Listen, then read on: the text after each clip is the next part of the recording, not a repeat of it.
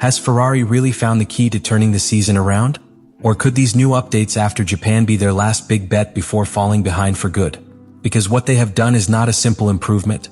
It is a radical change in the way of understanding their car, risking performance in critical areas to gain something much more important. And the most shocking thing is that they are already secretly testing it at Monza. Today we are going to discover why Ferrari has decided to go all out, what these aerodynamic modifications are really hiding, and why this move could completely change the course of the season. Ferrari arrived at the beginning of this new stage with a clear promise to return to the top, but reality hit faster than expected. While other teams, especially Mercedes, found immediate performance under the new regulations, at Maranello the first cracks began to appear. It was not a problem visible to the naked eye because the car had competitive moments, but deep down there was a much more worrying structural weakness: the lack of aerodynamic efficiency and straight-line performance. From the first races, Ferrari was surpassed in a key aspect of modern Formula One: the ability to generate charge without penalizing top speed. And that, in a regulation where airflow management is absolutely critical, left them in an awkward position. Not only did they lose time on the straights, but the car was also not consistent enough in fast corners, which showed that the problem was not specific. It was conceptual. This is where Suzuka comes in as a turning point. The Japanese Grand Prix was not just another race on the calendar. It was the moment when Ferrari decided to change course. Because what they brought was not a conventional package of improvements, but a complete reinterpretation of how the SF26 should behave. And it all starts in a place many would overlook: the front brake ducts. Ferrari redesigned this area with a very specific objective: to reduce the escape of hot air. At first glance, this seems counterproductive because it compromises cooling. But in reality, it is a calculated move. By limiting that flow, they are cleaning the air surrounding the front wheels, reducing turbulence and improving the quality of the flow traveling to the middle of the car. That is, they are sacrificing thermal stability for pure aerodynamic performance. And that already tells us a lot about the level of urgency and aggressiveness with which they are working. But this change does not come alone. It is directly connected to other key modifications that Ferrari introduced in Japan. The flat-bottom redesign isn't simply an incremental improvement, it's an attempt to completely reorganize how the car generates load from below. In this new era, the bottom is the soul of performance, and any change there has a direct impact on the entire behavior of the car. Added to this is the modification of the roll hoop, an area that many consider secondary but that actually has a direct influence on how the air reaches the rear wing and the diffuser. Ferrari is trying to control the flow from above and below at the same time, seeking perfect timing that will allow them to regain efficiency without adding resistance.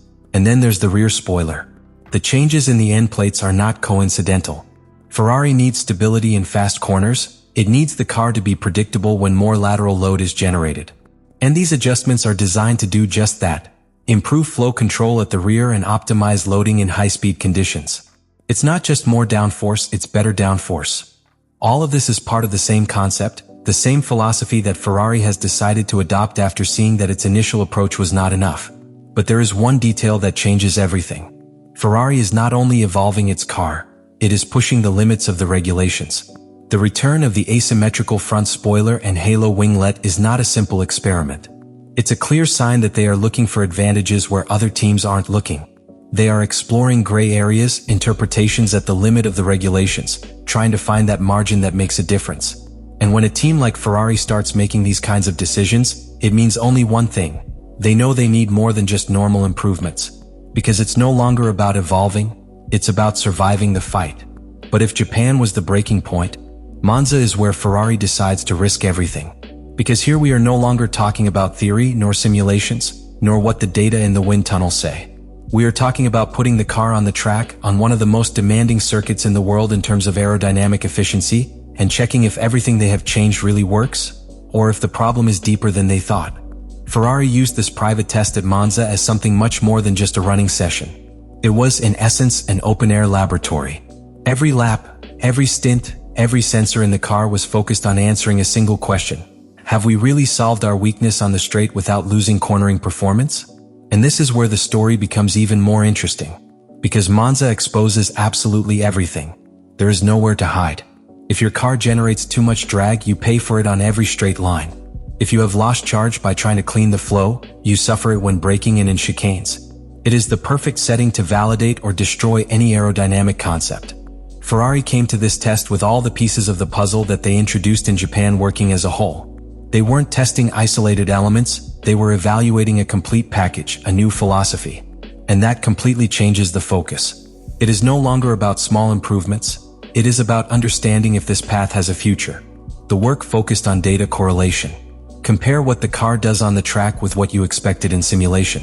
Because one of Ferrari's big problems in recent years has been precisely that, developing parts that in theory work, but that on the track do not deliver the expected performance.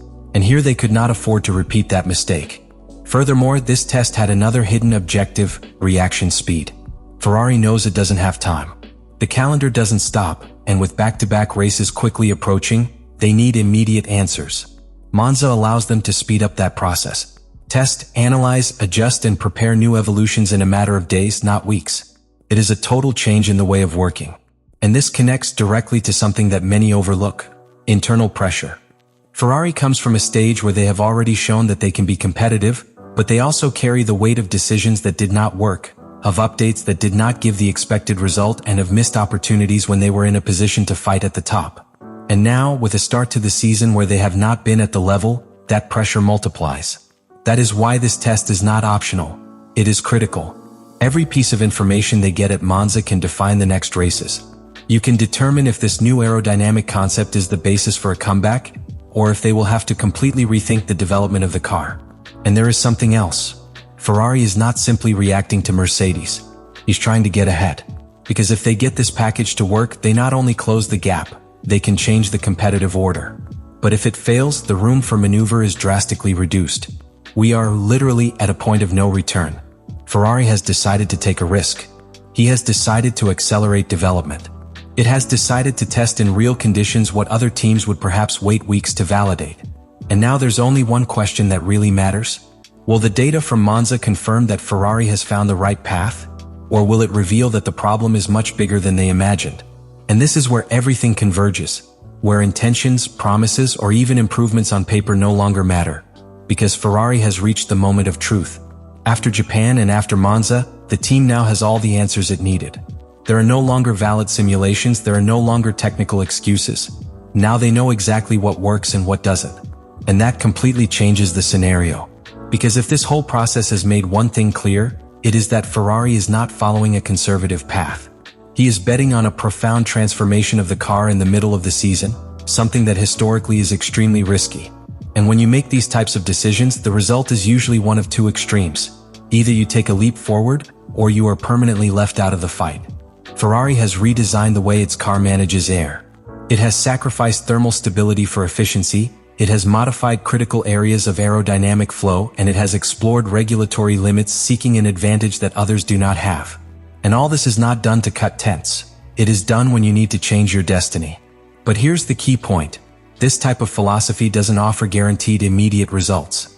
In some conditions, the car may be faster, more efficient, more competitive, but there is also the risk that it will be more unstable, more difficult to understand, and more dependent on very specific configurations.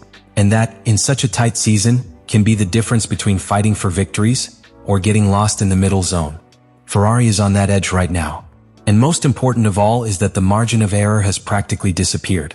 The championship does not wait, the rivals do not stop, and each race that passes without maximizing results is a lost opportunity that does not return. We already saw it in previous seasons, where small decisions ended up costing key positions in the championship. That's why this moment is not just technical, it's strategic. Ferrari has to decide if this path is the definitive one. If these updates are the basis on which to build the rest of the season, or if they need to take another, even more radical turn so as not to be left behind. And this is where everything gets even more interesting. Because if Ferrari gets it right, we won't just be talking about an improvement. We will be talking about a turning point, about a team that was able to reinvent itself in the middle of the battle and return to the real fight for victory.